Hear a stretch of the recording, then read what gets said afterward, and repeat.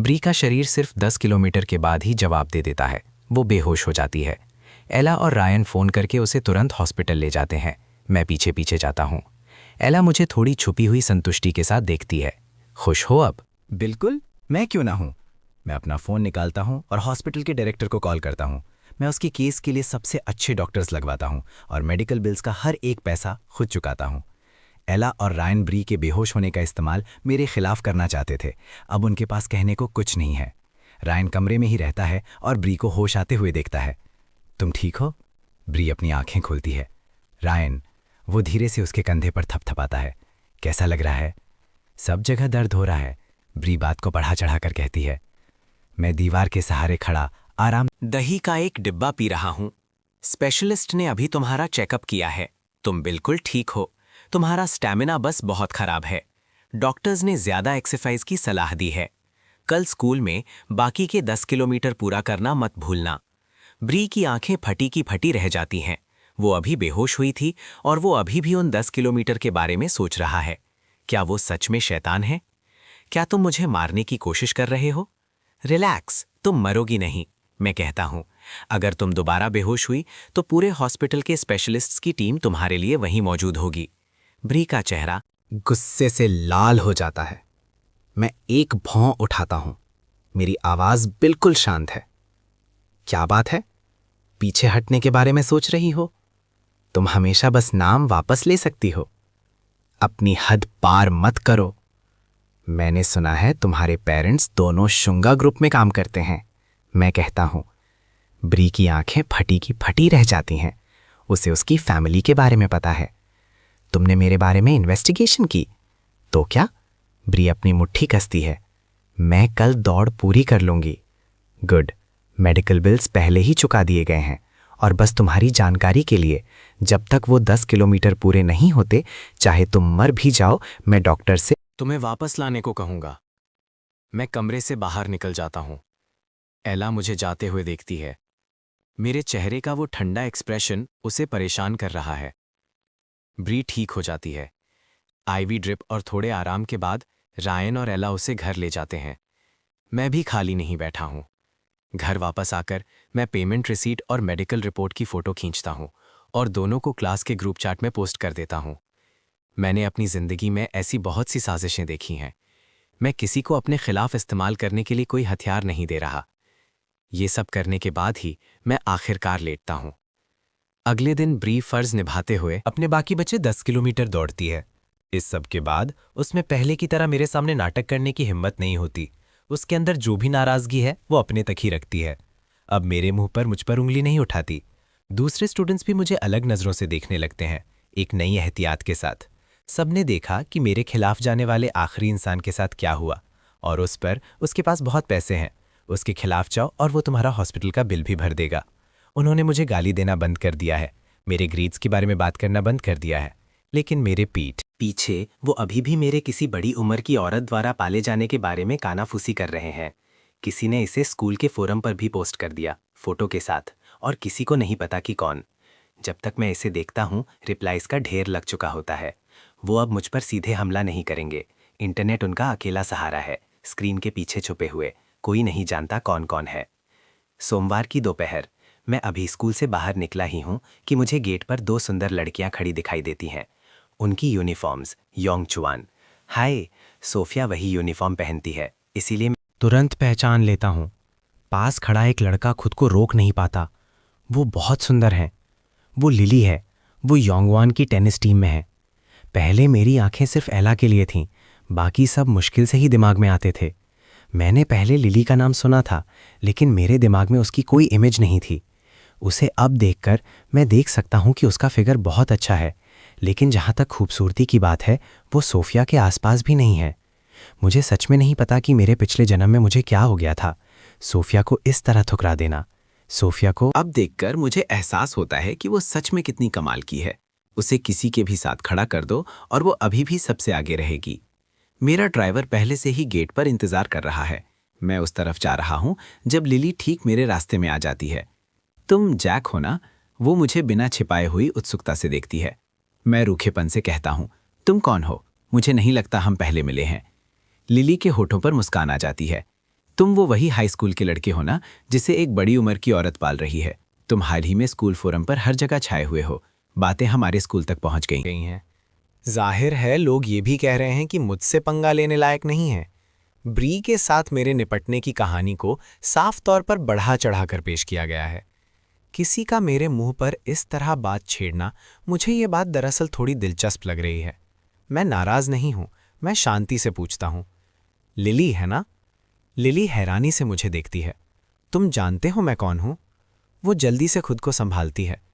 मैंने सुना है तुम पहले एला का खर्चा उठाते थे, क्या ये सच है? तुम्हें मुझ में कोई दिलचस्पी नहीं है ना? मैं किसी के टुकड़ों पर पलने वालों में से नहीं हूं। वो नाटकीय ढंग से अपना सीना पकड़ती है, जैसे मेरा उसका नाम जानना किसी तरह का हमला हो। मैं उसे सच में मनोरंजक तरीके से देखता हूँ।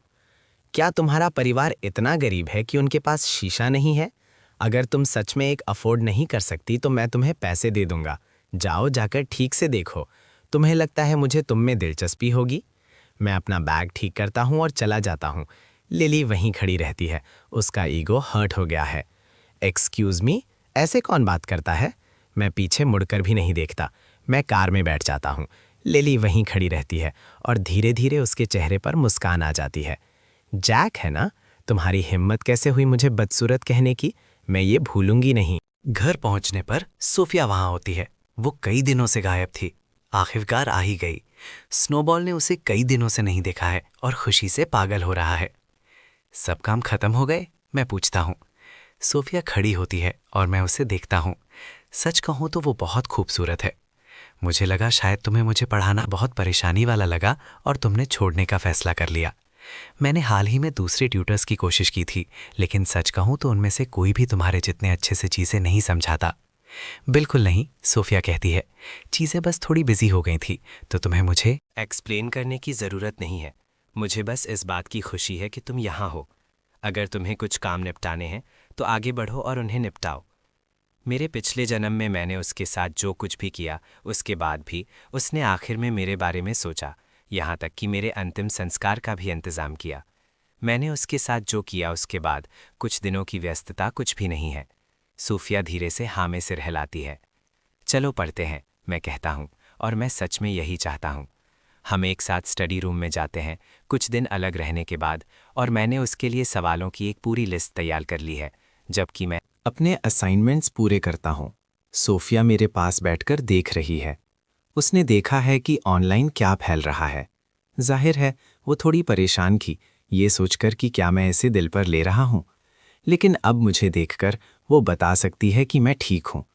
जो फिक्र भरी बातें उसने तैयार की थीं, वो अनकही रह जाती हैं। सोफिया का फ़ोन बजता है। वो इसे पलटती है और उस पर नज़र डालती है। लिली का मैसेज। सोफिया, तुम थर्सडे को टेनिस मैच में ज़रूर आ रही हो ना? सोफिया ने पहले ही वादा किया था, लेकिन लिली हमेशा डरती है कि वो अपना मन बदल लेगी। सोफिया अक्सर अपने मूड के हिसाब से काम करती है। सोफिया एक लफ्ज़ में रिप्लाई करती है, हाँ। सेशन के बाद सोफिया कहती है, मैं इस हफ्ते तुम्हारे स्कूल आऊंगी। मैं हैरानी से ऊपर देखता हूँ। एक टेनिस मैच है, ये मिंगा के कोर्ट्स में हो रहा है, तो मैं तुम्हारा हौसला बढ़ाने वहाँ होऊंगा, मैं कहता हूँ। सोफिया एक छोटा सा इशारा करती है। वो उन सभी वक्तों को याद करती है जब उसने मुझे पहले देखा था। मैं हमेशा एला के पीछे पीछे रहता था। मेरी आंखें किसी और के लिए नहीं थीं। शायद मैं उसके ख्यालों में कभी नहीं आया, लेकिन अब मुझे ये कहते हुए सुनकर मैं आकर उसका हौसला बढ़ाऊंगा।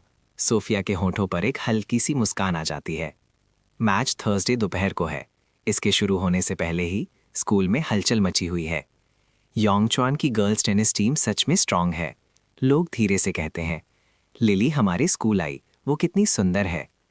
प्लीज़, वो हमारी कैंपस क्वीन के आसपास भी नहीं है। एला पूरा पैकेज है, लुक्स और ग्रेड्स। एला की ग्रेड्स टॉप क्लास हैं, उसकी टेनिस गेम स्ट्रांग है और वो देखने में अच्छी है। जाहिर है उसके चाहने वालों की कमी नहीं है। रायन आजकल खराब मूड में है। एला के पापा के जुआ खेलने की आदत के बारे में मैंने जो कहा था वो उसके दिमाग में घूम रहा है। उसने ऐसे लोग पहले भी देखे हैं। मैं अपनी किताब में खोया हुआ हूँ, उन सबको अनसुना कर रहा हूँ। पहले के दिनों में अगर एला का मैच होता तो मैं सबसे पहले लोगों का उसका हौसला बढ़ाने के लिए इकट्ठा करता। अब पीछे मुड़कर देखने पर यह मजाक लगता है। और सभी मेरे और एक बड़ी उम्र की औरत के बारे में बात कर रहे हैं। दूसरे लोग एला के लिए सपोर्ट जुटाने में लगे हैं। किसी ने मुझे शामिल करने की कोशिश भी नहीं की।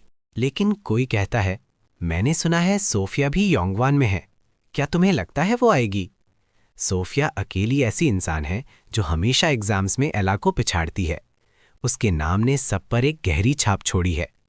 शायद नहीं, वो ऐसी जगहों पर कम ही दिखती है। उसे आमने सामने देखना एक रेयर बात है। उन्हें सोफिया के बारे में बात करते सुनकर एला का चेहरा उतर जाता है। वो थोड़ा परेशान होती है। उसकी नज़र धीरे धीरे मेरी तरफ जाती है। वो मुझे अपनी किताब में खोया हुआ देखती है और इसमें कुछ उसे बेचैन करता है। क्या वो सच में आकर मेरा हौसला नहीं बढ़ाएगा? वो मेरी तरफ मुड़ती है। क्या ये सब पढ़ाई सच में तुम्हें कहीं ले जा रही है? मैं थोड़ी हैरानी से ऊपर देखता हूँ कि वो मुझसे बात भी कर रही है। जाहिर है, हर कोई तुम्हारी तरह पैदाइशी होशियार नहीं होता। हम में से कुछ को वक्त देना पड़ता है। तुम्हें मेरे सुधार से क्या परेशानी है? मुझे क्यों परेशानी होगी? अपलिस कहती है। खैर, मैं आराम से कहता हूँ, मैं पहले से ही अमीर और ठीक ठाक दिखने वाला हूँ। अगर मेरे ग्रेड्स तुम्हारे और रायन के ग्रेड से भी अच्छे हो गए तो तुम दोनों के पास क्या बचेगा? एला धीरे से हंसती है। जैक, ठीक है, तुमने सुधार किया है, लेकिन तुम मुश्किल से टॉप 200 में आए हो। जितना ऊपर जाओगे उतना ही मुश्किल होगा। तुम अगली बार वापस नीचे गिर सकते हो। तुम्हें लगता है मैं इस बात से परेशान हूं कि तुम मुझसे आगे निकल जाओगे? उसका टॉप 200 में आना ही उसके हिसाब से एक चमत्कार था। उससे आगे निकलना कोई चांस नहीं। सोफिया का उससे आगे निकलना ठीक है, वो बस उसका टैलेंट है। एला कभी नहीं समझ पाई कि सोफिया का दिमाग कैसे काम करता है, लेकिन जैक चाहे वो कितनी भी कोशिश कर ले, वो सालों के फायदे को पीछे नहीं छोड़ सकता। कौन जानता है? मैं कहता हूँ, कोई भी आगे क्या होगा ये नहीं बता सकता। मेरे पास इन सब के लिए वक्त नहीं है, एला खड़े होते हुए कहती है। मुझे मैच की तैयारी के लिए जाना है। वो चली जाती है। रायन पास बैठा है और एला और मेरे बीच की हर बात सुनता है। उसकी उंगलियां बिना उसके एहसास के कस जाती हैं। मुझे एक रुका हुआ आदमी माना जाता है और वो अभी भी एला के पास आने की कोशिश कर रहा है। क्या इससे उसे घिन नहीं आती? लेकिन वो एक अच्छा दिखावा करता है और चलकर पास आता है। जैक, हम एला का हौसला बढ़ाने जा रहे हैं। साथ आना चाहते हो? जब से मैंने एला से कांटेक्ट खत्म किया है, वो जो गिफ्ट्स उसे देती थी, रायन ने भी आना बंद कर दिया है। तो रायन को लगता है कि मुझे अपने आसपास रखना बेहतर है। वो मुझे पूरी तरह से अलग करने का रिस्क नहीं ले सकता। अगर मैं अभी भी एला के पीछे हूँ तो मैं उस पर पैसे खर्च करता रहूंगा और उन दोनों को तंगी में नहीं जीना पड़ेगा। इन दिनों एला पार्ट टाइम जॉब्स में फंसी हुई है। मुश्किल से अपने गुजारे के लिए कमा पा रही है। वो पहले की तरह उसे रोज ड्राइव करके घर भी नहीं ले जा सकती। जब मैं उसका सपोर्ट कर रहा था, उसके मुकाबले ये फर्क हैरान करने वाला है। इसके अलावा एला कभी भी ऐसे लड़के के प्यार में नहीं पड़ेगी जिसके बारे में अफवाह है कि वो किसी बड़ी उम्र की औरत के साथ सो रहा है। यहाँ तक कि अगर मैं अभी भी एला को पसंद करता हूँ तो रायन को चिंता करने की कोई बात नहीं है। जैसे ही रायन अपनी बात रखता है, मैं उसे मना कर देता हूँ। कोई दिलचस्पी नहीं है। रायन मुझे देखता है। क्यों नहीं? एला असल में तुम्हारे बारे में अच्छा बोलती है। तुम्हें पता है, जो भी हुआ हो, हम सब कभी दोस्त थे। चीज़ों को इतना टेंस बनाने की ज़रूरत नहीं है। मैं उसकी तरफ देखता हूँ। मैं अपने पिछले जन्म के बारे में सोचता हूँ। कैसे मैंने परिवार का बिजनेस एला को सौंप दिया, इस उम्मीद में कि वो मुझसे शादी करने के लिए मान जाएगी। उस वक्त रायन बिल्कुल वही कर रहा था। रोज एला की तारीफें करता था। इतना उदार। कभी फिक्र नहीं दिखाई कि मैं उसे उससे छीन लूंगा।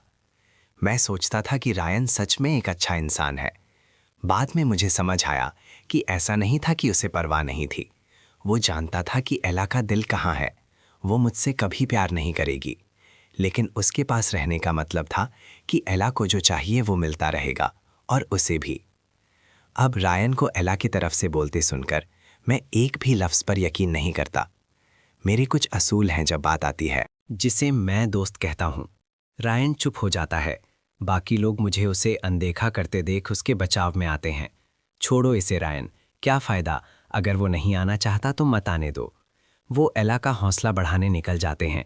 मैं जो कर रहा था उसे ख़त्म करता हूँ और जिम की तरफ जाता हूँ। एला पहले ही अपने एथलेटिक गियर में आ चुकी है। रायन के सामने खड़ी उसका चेहरा पूरा स्वीट और सॉफ्ट है, लेकिन उसकी स्कूल यूनिफॉर्म के बाहर उसका फिगर कुछ और ही है। उसे हमेशा से स्पोर्ट्स पसंद रहे हैं।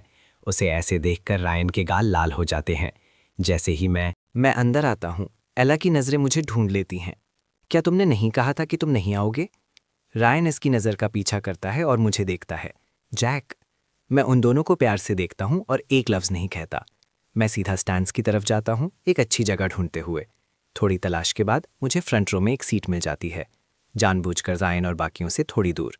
मैं ठीक से बैठा भी नहीं होता कि सोफिया की जगह मुझे लिली दिखती है, वही लड़की जो कुछ दिन पहले मिली थी।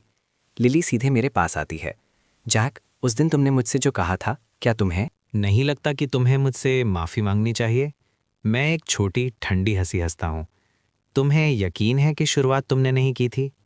अगर उसने वो पाली हुई औरत वाली बात नहीं छेड़ी होती तो मैंने वैसा कुछ नहीं कहा होता। लिली मुझे सच में हैरानी से देखती है। मैंने तुम्हें कैसे उकसाया? क्या किसी को ये कहना कि उसे एक बड़ी उम्र की औरत पाल रही है शिष्टाचार है? अगर तुम्हें नहीं तो मुझे ये किससे कहना चाहिए था? लिली कंधे उचकाती है। सब यही कह रहे हैं। तो अगर सब कहें कि तुम लड़कियों में दिलचस्पी रखती हो तो क्या ये सच हो जाएगा? लिली तुरंत चौकन्नी हो जाती है। ये किसने कहा? सच में इस पर विश्वास कर लेती है। मैं हंसने से नहीं रोक पाता। लिली मुझे उत्सुकता से देखती है, इस बात को छोड़ने को तैयार नहीं। पिछली बार तुमने मेरा नाम पूछा था, क्या तुम मुझे पालने के बारे में सोच रहे थे? मैं सच में लाजवाब हूं। जाहिर है तुमने अभी तक उस शीशे में नहीं देखा है। लिली फिर से कोशिश करती है। मेरे और एला के बीच तुम्हें कौन ज़्यादा सुंदर लगती है? एला भले ही मिंगा की कैंपस क्वीन हो, लेकिन लिली को पूरा विश्वास है कि वो भी किसी से कम नहीं है। मैं मुस्कुराता हूं। तुम उसमें क्या दिलचस्पी रखती हो? लिली मुझे आगे बोलने से पहले ही टोक देती है। मेरा मतलब था कि क्या मेरा तुम्हारे साथ कोई चांस है? तुम पहले उसके पीछे इतने पागल थे, क्यों ना मुझे ट्राई करके देखो? वो जानबूझकर अपने बाल झटकती है और मुझे आंख मारती है। पास खड़ा एक लड़का हांफने लगता है। वो कितनी सुंदर है। मैंने अपनी जिंदगी में इससे ज्यादा बेशरम लाइन मारने की कोशिश कभी नहीं देखी थी। मैं मुंह फेर लेता हूं। उसी वक्त पूरे जिम में एक चीख गूंज उठती है। मैं एंट्रेंस की तरफ देखता हूं। सोफिया अंदर आई है। जो लोग लिली पर ध्यान दे रहे थे उनकी नजरें तुरंत घूम जाती हैं। कमरे की हर एक नज़र सोफिया को ढूंढ लेती है। किसी को उम्मीद नहीं थी कि वो सच में आएगी। जैसे ही लिली सोफिया को देखती है, वो हमारी बातचीत पूरी तरह छोड़ देती है और भागकर उसके पास जाती है। सोफिया। मैं सोफिया को देखता हूं और मुस्कुराने से नहीं रोक पाता। मैं हाथ हिलाता हूं। सोफिया मुझे देखती है। उसका चेहरा हमेशा की तरह शांत रहता है। लिली सोफिया के पास खड़ी है, उसकी नज़र का पीछा करती है और मुझे सच्चे उत्साह के साथ हाथ हिलाते हुए देखती है। वो मुस्कुराती है। तो उसे मुझ में दिलचस्पी नहीं है, क्योंकि वो सोफिया को पसंद करता है। बड़ी दुख की बात है। सोफिया ने कभी किसी लड़के में दिलचस्पी नहीं दिखाई है। वो कभी उन्हें दोबारा मुड़कर नहीं देखती। वो निराश होने वाला है। सोफिया और लिली वार्म अप करने चले जाते हैं, लेकिन सबकी नज़रें सोफिया पर ही रहती हैं। एला मेरे चेहरे का एक्सप्रेशन मिस नहीं करती। जैसे ही सोफिया अंदर आती है, मैं प्रैक्टिकली एक पिछलग्गू बन जाता हूँ। एला एक धीमी, तिरस्कार भरी हंसी हंसती है। रायन मुझे देखता है। क्या जैक सच में सोफिया के प्यार में पड़ रहा है? सच तो ये है, जैसे ही सोफिया अंदर आई, रायन ने भी वो कशिश महसूस की थी, लेकिन उसे पूरी तरह पता है कि सोफिया जैसी लड़की उसकी पहुंच से बिल्कुल बाहर है। ना सिर्फ वो हर मायने में बेमिसाल है, बल्कि उसका फैमिली बैकग्राउंड भी बहुत स्ट्रांग है, और अफवाह है कि उसे लड़कों में कोई दिलचस्पी ही नहीं है। एला के मुकाबले वो किसी ऐसे इंसान के पीछे पागल होने वाला नहीं है जो पूरी तरह से असंभव हो, लेकिन जाहिर है मुझ में ऐसी कोई सेल्फ अवेयरनेस नहीं है। एक लड़का जिसके बारे में अफवाह है कि उसे एक बड़ी उम्र की औरत ने पाला है, वो चांद तक पहुंचने की कोशिश कर रहा है। सोफिया के ग्रेड्स, बैकग्राउंड और पैसे सब मुझसे आगे हैं। अगर मैं अभी भी एला के पीछे भाग रहा होता तो रायन कम से कम उसे समझ सकता था, लेकिन सोफिया के पीछे जाना ये वो सच में समझ नहीं पा रहा है। एला कोई जवाब नहीं देती। मैं वार्म अप करने जा रही हूँ। उसने सोचा था कि मैं उसे देखने आया हूँ, पता चला मैं सोफिया के लिए यहाँ हूँ। एला अंदर ही अंदर गुस्से से उबल रही है। वो पहले सोचती थी कि अगर मैं कभी उसे देखना बंद कर दूं तो उसे सिर्फ राहत मिलेगी। मैं उससे ऐसे चिपका रहता था जैसे वो मुझे खुरच कर निकाल ना सके। अब जब मैंने छोड़ दिया है तो वो खुद को ऐसी बेचैनी में पाती है जिसकी उसे उम्मीद नहीं थी। उसने हमेशा सोफिया को अपनी सबसे बड़ी राइवल माना है। जब वो मेरे घर पर रह रही थी, उसने नोटिस किया था मेरे पापा मेरी शादी फिक्स करने का प्लान बना रहे थे, और वो लड़की सोफिया थी। तब उसने खुद से कहा था, तो क्या हुआ अगर सोफिया? हर चीज में उससे आगे है। जिस आदमी से सोफिया की शादी होनी थी वो उसका डिवोटेड पिछलग्गू था। उसे सोफिया दिखती ही नहीं थी। जब भी वो इस बारे में सोचती उसे बहुत खुशी होती। इतना सब सहने के बाद ये एक ऐसी जीत लगती थी जो उसे बचा सकती थी। लेकिन अब मैं दूर चला गया हूं और मेरा पूरा ध्यान सोफिया पर है। एला अपनी बेचैनी छुपा नहीं पाती। ब्री रायन के पास खड़ी है। वो मुझे स्टैंड्स में बैठते हुए देखती है। मैंने पानी खरीदा और अपने आसपास के बाकी लड़कों के साथ शेयर किया। उनमें से कुछ ने मेरे पीठ पीछे मेरी बुराई की थी, लेकिन हम एक क्लास में नहीं हैं, तो ये सब चलता रहता है। अब जब उन्होंने सच में मेरे आसपास वक्त बिताया है तो उन्हें लगने लगा है कि मैं इतना बुरा नहीं हूं। वो पानी ले लेते हैं, उनके चेहरे नरम पड़ जाते हैं। ब्री रायन की तरफ झुकती है। क्या वो लोगों का दिल जीतने की कोशिश कर रहा है? रायन कंधे उचकाता है। सोफिया यहाँ है, वो शायद शो ऑफ करना चाहता है। ब्री रायन को हैरानी से देखती है। तुम्हारा मतलब है वो सच में सोफिया के पीछे जाने की कोशिश कर रहा है? क्या वो पागल हो गया है? सोफिया, उसकी गर्लफ्रेंड, प्लीज, उस जैसे को कौन चाहेगा? इन सब के बाद मैंने कभी किसी को इस तरह से खुलेआम दिखावा करते नहीं देखा। हे एंडी, मैंने अभी लिली को उससे बात करते देखा। क्या उसे हर वो लड़की पसंद है जो ठीक ठाक दिखती है? रायन सांस लेता है। उसके पास पैसे हैं, वो यहाँ पढ़ने नहीं आया है। सच कहूँ तो वो थोड़ा दयनीय है। अगर उसके पेरेंट्स उसे कंट्रोल में रखते तो हालात शायद अलग होते। ब्री ताना मारती है। दयनीय? तुम बस बहुत अच्छे हो, हमेशा सबके लिए बहाने बनाते हो।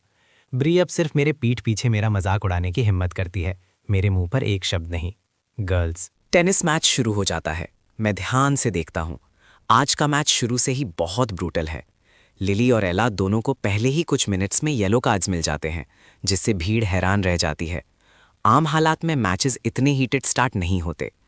एला एक टारगेट के साथ आई थी, सोफिया। वो उसे हराने के लिए डिटर्मिन्ड है ताकि मैं फिर से उसकी तरफ देखूं। ज़रूरी नहीं कि वो मुझे चाहे, लेकिन मुझे उसे चाहने से रोकने की इजाज़त नहीं है। वो साबित करना चाहती है कि वही प्यार के काबिल है, लेकिन लिली पता नहीं कहाँ से आई और सीधे उस पर हमला कर रही है। सोफिया के लिए ये मैच बहुत आसान है। वो अपने असली लेवल पर खेल भी नहीं रही है। योंगजुआन की स्कूल टीम स्ट्रांग है, लेकिन सोफिया उनके मुकाबले भी एक अलग ही लीग में है। कुछ सॉलिड शॉट्स के बाद वो आराम से खेलने लगती है। मैं चुपचाप बैठकर उसे देखता हूँ। उसकी पूरी एनर्जी बाकी सबसे बिल्कुल अलग है। एला जीतने के लिए स्ट्रगल कर रही है और उसे कोई मौका नहीं मिल रहा। वहीं सोफिया ऐसी लग रही है जैसे वो यहाँ मज़े करने आई हो। हाफ टाइम पर प्लेयर्स का रेस्ट एरिया ठीक वहाँ है जहाँ मैं बैठा हूँ। सोफिया लिली को देखती है। तुम आज काफ़ी अग्रेसिव हो। उसने नोटिस किया है कि लिली एला पर टारगेट कर रही है। ये उसकी आदत नहीं है। किसी लड़के ने मुझे बदसूरत कहा, लिली कहती है। मुझे एक शो दिखाना होगा, उसे समझाना होगा कि मैं क्या कर सकती हूँ। सोफिया ये सुनती है, चुपचाप इसे अपने दिमाग में रखती है और कुछ नहीं कहती। लिली अपना पानी खत्म करती है और घूमती है। वो मुझे स्टैंड्स में देखती है। वो मुस्कुराती है और जोर से कहती है, कैसा लगा? काफ़ी बैडएस था ना? तुम्हारी लड़की एला को मैंने हरा दिया। जैसे ही ये शब्द उसके मुंह से निकलते हैं, सोफिया उसकी तरफ देखती है। लिली को नहीं पता क्यों, लेकिन अचानक उसकी गर्दन के पीछे ठंडक महसूस होती है, उसकी लगातार एनर्जी के मुकाबले। मैंने नोटिस किया कि सोफिया मेरी तरफ बहुत कम उत्साह दिखा रही थी, जैसे अभी। लिली मेरी तरफ मुड़कर देखी, लेकिन सोफिया बस वहीं बैठी रही। वो हमेशा से रिजर्व्ड रही है। उसे शायद ऐसे माहौल में सबके ध्यान का केंद्र बनना पसंद नहीं है, लेकिन वो जितना पीछे हटती है, मुझे वो उतनी ही दिलचस्प लगती है। मैं मुस्कुराता हूँ और जोर से कहता हूँ, सोफिया, तुम कमाल की थी। वहाँ लिली मुझे सोफिया को आवाज़ लगाते सुनती है और मुंह बनाती है। वो सोफिया की तरफ झुकती है। मेरा आदमी जानबूझकर मुझे परेशान करने की कोशिश कर रहा है। हमारी उस दिन थोड़ी बहस हो गई थी और वो अभी भी नाराज़ है। सोफिया लिली की तरफ देखती है। ऐसा है क्या? वो मेरी तरफ मुड़कर नहीं देखती, लेकिन ध्यान से देखो, उसके कान साफ तौर पर लाल हो गए हैं। सेकेंड हाफ में सोफिया पूरे फोकस के साथ खेलती है। फर्स्ट हाफ में एला और लिली के बीच कांटे की टक्कर थी, लेकिन सेकेंड हाफ में कोर्ट पर सोफिया के आने के बाद एला एक भी शॉट रिटर्न नहीं कर पाती। मैच एक तरफा जीत के साथ खत्म होता है। मिंगुआ बुरी तरह हारता है और जिसे सबसे बड़ा झटका लगता है वो एला है। काफ़ी लंबे समय तक लोग योंगचुआन की सोफिया और मिंगुआ की एला के बारे में बातें करते थे। एक ही सांस में आम राय ये थी कि वो दोनों लगभग बराबर हैं। आज का मैच ये साफ कर देता है, हर उस मायने में जो ज़रूरी है, एला सोफिया का मुकाबला नहीं कर सकती। जब भी सोफिया स्कोर करती है, मैं खुशी से पागल हो जाता हूँ। मैं मुश्किल से अपनी सीट पर बैठ पाता हूँ। पहले मैंने कभी सोफिया पर सच में ध्यान नहीं दिया। मुझे कोई अंदाज़ा नहीं था कि वो असल में क्या कर सकती है। अब पीछे मुड़कर देखता हूँ तो लगता है कि मैं सच में अंधा था। रायन और ब्री ने एला का हौसला बढ़ाने के लिए अपने लोगों को इकट्ठा किया था। अब वो चुपचाप बैठे हैं, कहने को कुछ नहीं बचा। मेरा सेक्शन सोफिया के फैन से भरा हुआ है। मेरे आसपास हर कोई खुशी से झूम रहा है और मैं सबसे ज़्यादा एक्साइटेड हूँ। मेरी नज़रें सोफिया पर टिकी हैं। मैं प्रैक्टिकली धीमी आवाज़ में चिल्ला रहा हूँ। ब्री बड़बड़ाती है, क्या उसे याद भी है कि वो किस स्कूल में पढ़ता है? शुक्र है सोफिया उसे मुड़कर भी नहीं देखेगी, वरना ये देखने में बहुत घिनौना होता। ये शब्द ब्री के मुंह से मुश्किल से निकले ही थे कि सोफिया कोर्ट से बाहर स्टैंड्स की तरफ आती है और ठीक मेरे सामने रुक जाती है। जैसे ही वो आती है, मेरे आसपास के लड़के रिएक्ट कर रहे हैं। मैं उसे देखता हूँ। तुम कमाल की हो, सोफिया कहती है। पानी। उसकी आवाज़ एक ठंडी हवा के झोंके की तरह है, सॉफ्ट और स्मूथ। मैंने कभी नहीं सोचा था कि एक इंसान हर मायने में इतना बेहतरीन हो सकता है और उस पर उसकी आवाज़ भी ऐसी हो। उसके सबसे करीब खड़ा लड़का जल्दी से एक बोतल आगे बढ़ाता है, लेकिन सोफिया उसे नहीं लेती। वो मेरी तरफ देखती है। मैं एक बोतल उठाता हूँ और उसकी तरफ बढ़ाता हूँ। तुम सच में कमाल की थी। मेरी आवाज़ सॉफ्ट निकलती है। वो कुछ आसान शब्द सोफिया के होंठों पर मुस्कान लाने के लिए काफ़ी थे। मेरी नज़रों के सामने वो बोतल झुकाती है और पानी पीती है। लिली, जो आकर शो ऑफ करने के लिए तैयार थी, ये सब बड़ी बड़ी आंखों से देखती है।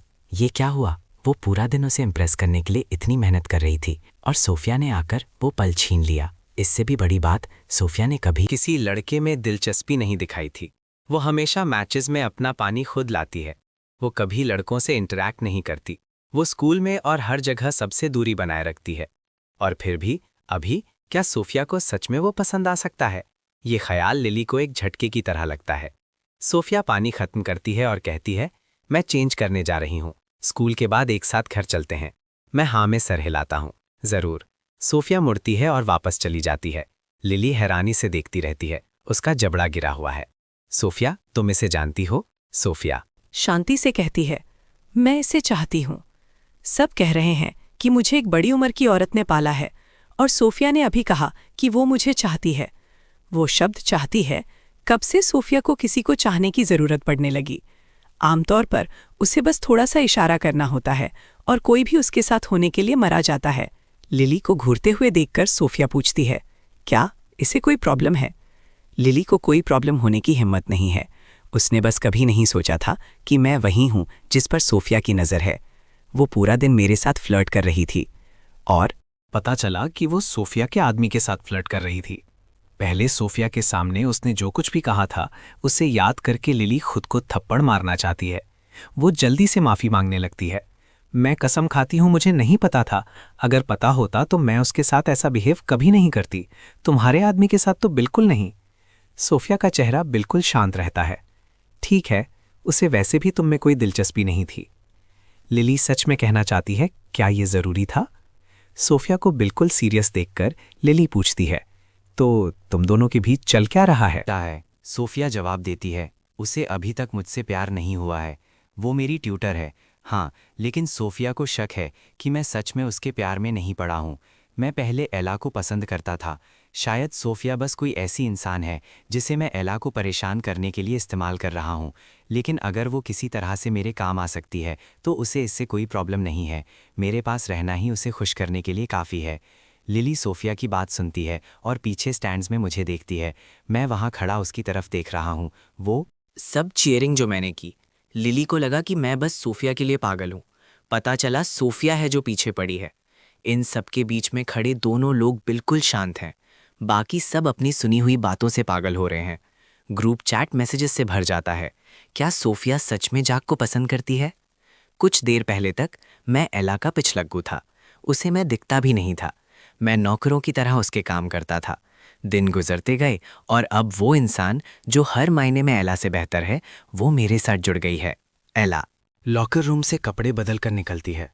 उसका चेहरा उतरा हुआ है। वो मैच हार गई और जिसने उसे हराया वो सिर्फ जीती नहीं, उसने उसे बुरी तरह हरा गया। रायन और ब्री पीछे चल रहे हैं, कुछ दिलासा देने वाली बात कहना चाहते हैं, लेकिन उन्हें शब्द नहीं मिल रहे हैं। वो भी उतने ही निराश हैं। एक पल पहले तक उन्हें पूरा यकीन था कि सोफिया जैसी लड़की मुझ में कभी दिलचस्पी नहीं ले सकती।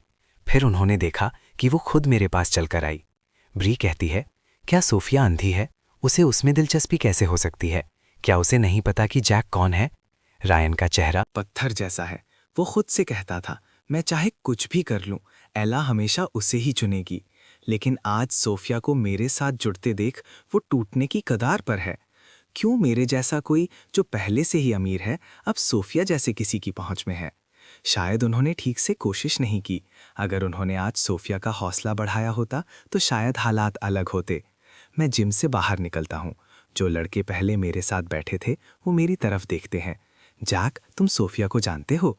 मैं आराम से हाँ में सिर हिलाता हूँ। क्या तुम दोनों साथ हो? इतने करीब थे कि इसे देख सकें। सोफिया जिस तरह से मुझे देख रही थी वो बिल्कुल साफ था। वो हैरान हुए बिना नहीं रह सकती। नहीं, मैं कहता हूँ, हमारी सिर्फ मंगनी हुई है। मैं सोफिया के साथ अच्छे से पेश आता हूँ, सच है, लेकिन वो ज़्यादातर इस वजह से है कि मैंने पहले क्या झेला था। इस बार मैं सच में नहीं जानता कि मंगनी के अलावा वो मेरे बारे में क्या सोचती है। एला के साथ जो हुआ उसके बाद मैं ये सोचने की हिम्मत नहीं करता कि मैं किसी का पिछलग्गू बनने वाला नहीं हूँ। उनके उत्सुक चेहरों को देखकर मैं आगे कहता हूँ, हमारे परिवार एक दूसरे को जानते हैं, बस इतना ही। वो मुझे देखते हैं। तो तुम्हारा परिवार सच में अमीर है। हमने सोचा था, मैं बात घुमाता नहीं हूं, कि मुझे एक बड़ी उम्र की औरत पाल रही है। उनमें से कुछ गिल्टी लगते हैं। पोस्ट में यही लिखा था, कोई मुझे स्कूल से लेने आ रहा था। मैं हंसता हूं, जो सोचना है सोचो, मुझे इससे कोई फर्क नहीं पड़ता। ये सच नहीं है, और सच कहूं तो ये पूरी बात बस मजाकिया है, जैसे मुझे किसी के सहारे की ज़रूरत है। मैं दूसरी क्लासेस के लड़कों को बाय कहता हूं और अपनी क्लास की तरफ चला जाता हूं। मैं अंदर आता हूं और सब घूरने लगते हैं। मुझे अब तक इसकी आदत हो चुकी है। मैं चुपचाप बैठ जाता हूं। आगे वाली डेस्क की लड़की मुड़ती है और सीधे मुझे घूरती है। उसके लहजे में ताना साफ झलक रहा है। हम मैच हार गए और तुम इस पर बिल्कुल खुश लग रहे हो। वो और एला एक ही टीम में है। मैं मुस्कुराता हूँ। तुम मैच हारे हो, मैं नहीं। मुझे सोफिया ने नोटिस किया, मैं खुश क्यों नहीं होऊंगा? तुम खुद को बहुत खास समझ रहे होगे, वो कहती है। मैं धीरे से हंसता हूँ। क्या हुआ, बुरा लग रहा है कि उसने तुम्हें नोटिस नहीं किया? इससे उसकी बोलती बंद हो जाती है। वो गुस्से में वापस घूम जाती है। थोड़ी देर बाद एला रायन और ब्री के साथ वापस आती है। एला अपनी सीट पर बैठ जाती है। मैं उसकी तरफ देखता हूँ। मैं महसूस कर सकता हूँ, एला का गुस्सा आसमान छू रहा है। सोफिया से हारने के बाद वो हमेशा ऐसी ही होती है। पहले मैं उसके साथ खड़ा होता था, उसका गुस्सा बांटता था। अब मुझे ये बस मजाकिया लगता है। एला की नज़र मुझ पर पड़ती है। वो मुझे मुस्कुराते हुए देखती है और उसकी आंखें और ठंडी हो जाती हैं। तुम मुझे क्यों देख रहे हो? मैं कहता हूँ, तुम्हारी स्किल्स काफ़ी नहीं थी, इसमें मेरी कोई गलती नहीं है। एला मुझे वापस घूरती है। वो हार गई और एक लफ्ज़ दिलासे का देने के बजाय मैं यहाँ बैठकर उसका मजाक उड़ा रहा हूँ। ये बात उसे चुभ जाती है। हर बार जब वो पहले सोफिया से हारती थी, मैं उसके लिए चीज़ें खरीदता, गिफ्ट्स लाता, उसे मनाता, उसे कहता कि वो हर मायने में सोफिया से बेहतर है। अब मैं ही इसे और बुरा बना रहा हूँ। बेल बजती है। मैं जल्दी से अपना सामान बांधता हूँ, खड़ा होता हूँ और बाहर निकल जाता हूँ। मुझे जाते हुए देखकर एला भी खड़ी हो जाती है। वो अपना सामान उठाती है और पीछे आती है। वो तेज़ चलती है। रायन उसके पीछे नहीं आ पाता। मैं मुश्किल से सीढ़ियों तक पहुंचा ही होता हूं कि एला ठीक मेरे पीछे होती है, मेरा हाथ पकड़ लेती है